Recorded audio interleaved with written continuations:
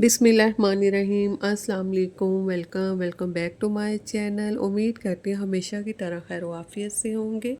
आज की इस वीडियो में मैं आपके साथ शेयर करूँगी शर्ट के चौक और दामन का डिज़ाइन, जो कि बहुत ही आसानी के साथ आप घर पर बैठे बना सकते हैं।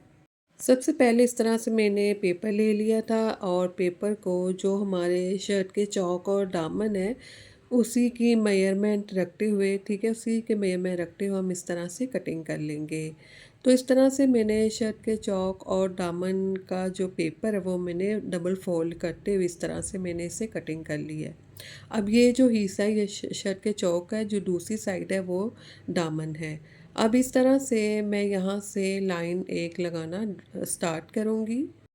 ठीक है, ईद से रिलेटेड मैं आपको ये ड्रेस डिज़ाइन बता रही हूँ ताकि आप ईद पर ये ड्रेस रेडी करके पहन सकें। बहुत ही खूबसूरत है, बहुत ही आसान है, तो आसानी के साथ आप घर पर बैठे ये ड्रेस बना सकते हैं।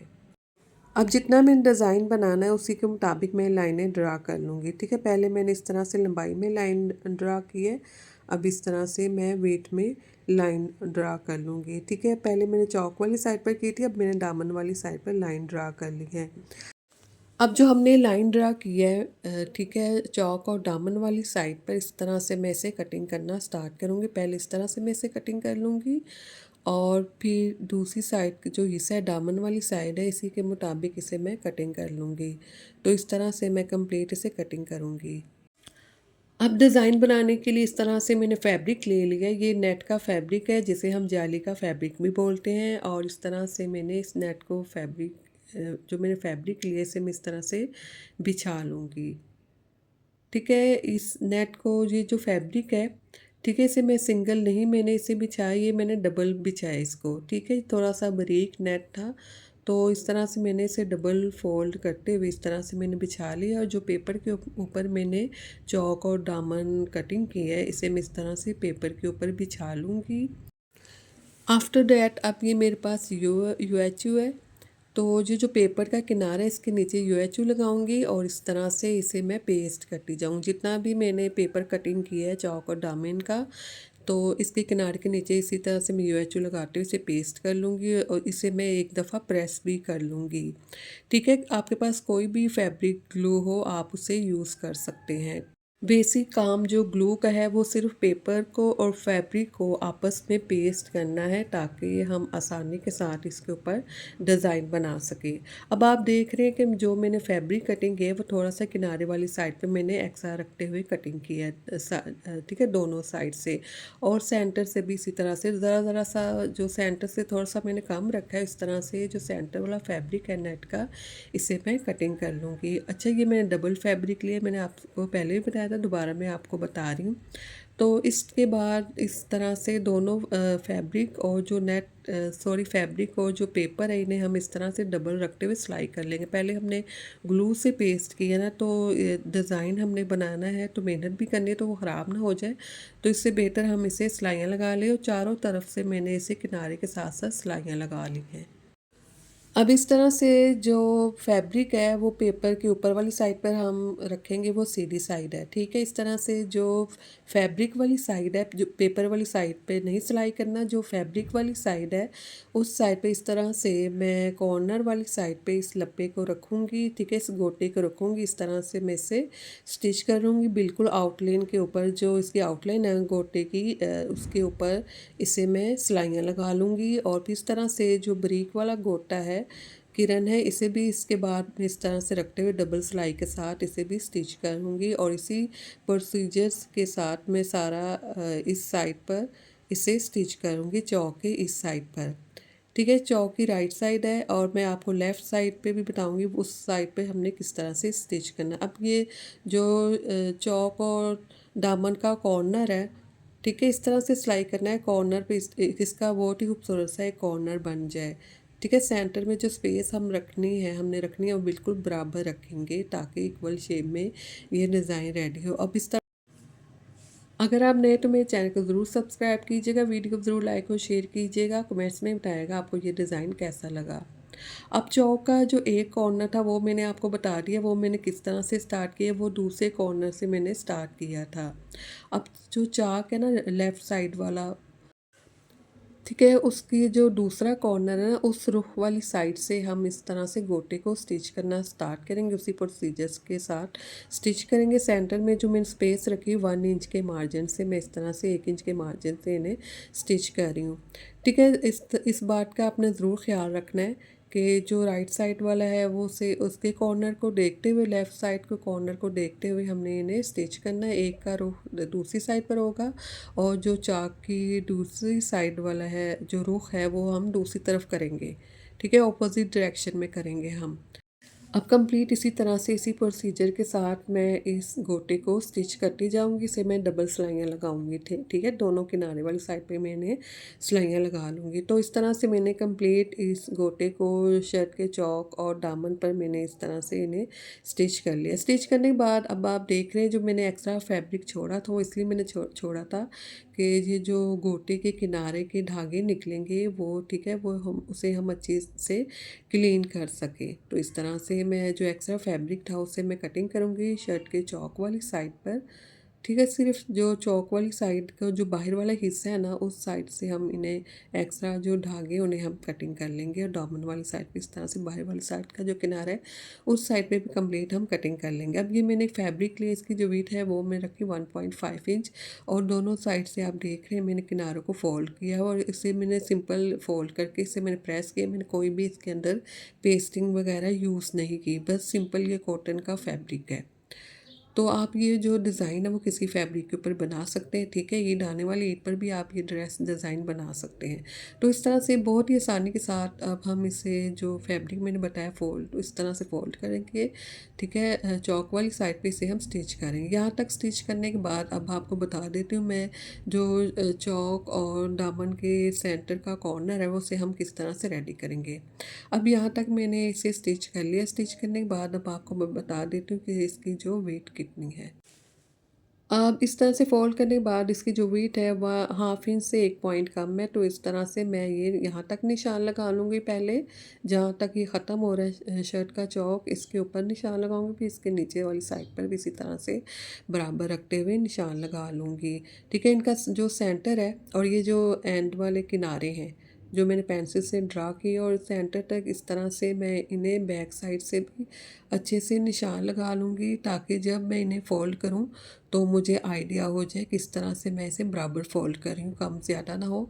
तो इसलिए मैं इस रुख पे जो बैक वाली साइड का रुख है ना, अंदर वाली साइड का रुख है इस फैब्रिक का, इस साइड पे भी बराबर मैं इसी तरह से निशान लगा लूँगी। निशान लगाने के बाद इस तरह से मैं इसे डबल फ़ोल्ड कर लूँगी।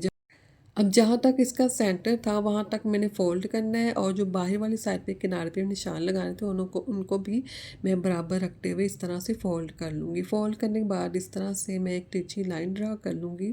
लाइन ड्रा मैंने इसलिए की ताकि जब मैं इसे स्टिच करूँ तो आसानी के साथ मुझे आइडिया हो जाए कहाँ तक मैंने इसे स्टिच करना है, और यहाँ तक इसे मैं डबल स्टिच कर लूँगी। अच्छा, डबल स्टिच करने के बाद जो एक्स्ट्रा फैब्रिक है कॉर्नर वाली साइड पे, सिलाई के बाहर वाली साइड पे उसे कटिंग करना है। कटिंग करने के बाद इस तरह से सीधी साइड पे टर्न करूँगी, इसे मैं निकाल लूँगी सीधी साइड पर और बहुत ही आसान तरीके के साथ मैं आपको इसका कॉर्नर बनाना बता रही हूँ। और इस तरह से कॉर्नर को मैं सीधा करूँगी, बाहर वाली साइड पे नॉक निकालूँगी, इस तरह से मैं दोबारा से इसे फोल्ड करूँगी और इस तरह से मैं आपके सामने इसे मैं स्टिच करूँगी। उसी तरीके से मैं इसे स्टिच कर रही हूँ, बिल्कुल नहीं मैं आपसे छुपा रही, वही तरीका बता रही जिस तरह से मैंने इसे रेडी किया है। अब कंप्लीट इसी ट्रिक के साथ मैं इस पाइपिंग को स्टिच करूँगी चौक और दामन के बाहर वाले किनारे के साथ साथ। अब ये मेरे पास शर्ट है और इसकी फ्रंट साइड है और ये है चौक्स की हिप्स की फिटिंग का निशान। ठीक है, ये हिप्स की फिटिंग का निशान है चौक की। अब जो मैंने ये चौक और दामन रेडी किए हैं, तो इसकी जो वेट है वो मैं आपको बता देती हूँ, 5 इंच रखी थी मैंने। इस पेपर की जो वेट है वो 5 इंच रखी थी। ठीक है, अब इस तरह से मैं ये जो चौक और दामन वाला पेपर है इसे मैं इस तरह से रखूँगी। और जो मैंने शर्ट कटिंग की थी ना, वो मैंने जो फोल्डिंग मार्जिन हम रखते हैं जब हम कमीज़ या शर्ट कटिंग करते हैं, तो हम उसके दामन वाली साइड पे फैब्रिक फोल्ड करने के लिए फोल्डिंग मार्जिन रखते हैं, वो भी मैंने रखा था। और फोल्डिंग मार्जिन के ऊपर इस तरह से मैं शर्ट का चौक और दामा रखूँगी, क्योंकि जो बैक साइड भी मैंने कटिंग करनी है तो इस तरह से मैंने इन्हें बराबर रखते हुए कटिंग कर लिया था। तो उसी निशान के ऊपर मैं इस तरह से मैंने इसे रख दिया, ठीक है। शर्ट के चौक और दामन का पेपर मैं उसी निशान के ऊपर रखा है। जो नीचे से एक्स्ट्रा फैब्रिक था उसको छोड़ते हुए मैंने उसी निशान के ऊपर इसे रखते हुए इस तरह से मैंने लाइन ड्रा कर ली है इसके अंदर वाली सेंटर वाली साइड पर, ठीक है। जहाँ तक हिप्स की फिटिंग है वहाँ तक मैंने एक लाइन ड्रा कर ली है इसके सेंटर में। अब यहाँ से जो हिप्स की फिटिंग है बाहर वाली साइड पे हम जो चौक का फैब्रिक रखते हैं वो भी मैंने बाहर वाली साइड पर छोड़ दिया था, तो वो मैंने इसलिए नहीं कटिंग की ताकि मैं आपको दिखा सकूँ। अब यहाँ से मैं इसे तिरछा कटिंग करूँ क्योंकि मुझे ये एयर लाइन थोड़ी सी एयर लाइन शर्ट चाहिए, तो इस तरह से हिप्स वाली साइड पर इस तरह से मैं तिरछा यहाँ तक निशान लगा लूँगी। अब जो फोल्डिंग मार्जिन है उससे मैं उस साइड पर भी मैंने निशान लगा लिया था।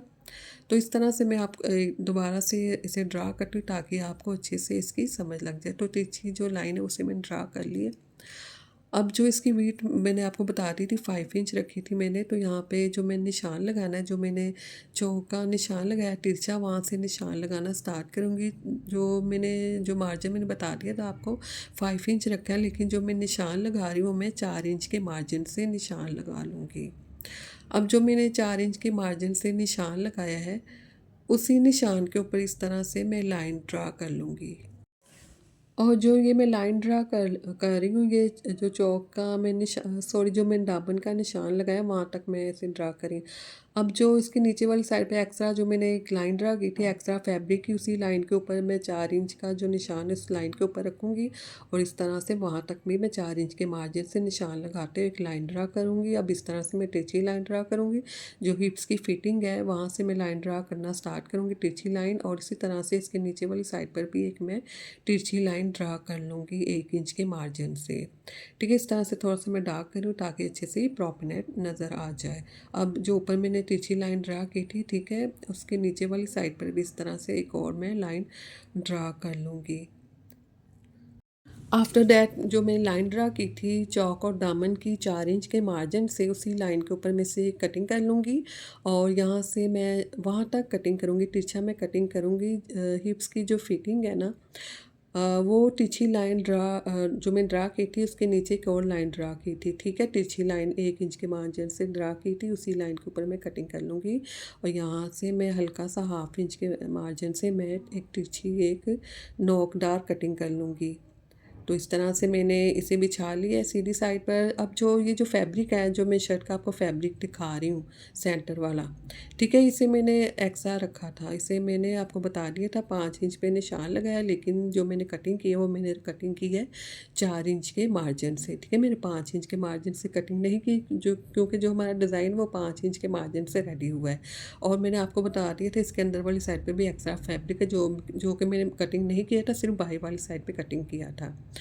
बाहर वाले किनारे से मैंने कटिंग किया था। अब इसकी मैंने हिप्स की फ़िटिंग चेक की है कि प्रॉपर हिप्स की फ़िटिंग है जो हमें चाहिए, और इस तरह से इसकी लेंथ भी चेक कर लेनी है, ठीक है। ऊपर से लेके दामन तक इसकी लेंथ चेक कर लिया। अब जो फैब्रिक फ़ोल्ड करने का तरीका ये क्योंकि मैंने एक्स्ट्रा फैब्रिक रखा था तो इसे मैं इस तरह से फ़ोल्ड नहीं करूँगी, ठीक है। इसे मैं डबल फ़ोल्ड करूँगी जैसे हम सिलाइयाँ लगाते हैं ना शर्ट के चौक और दामन पे, सिंपल जो हम शर्ट के चौक और दामन पे सिलाइयाँ लगाते हैं डबल फ़ोल्ड करते हुए फैब्रिक को उस तरह से इसे डबल फ़ोल्ड कर लेना है।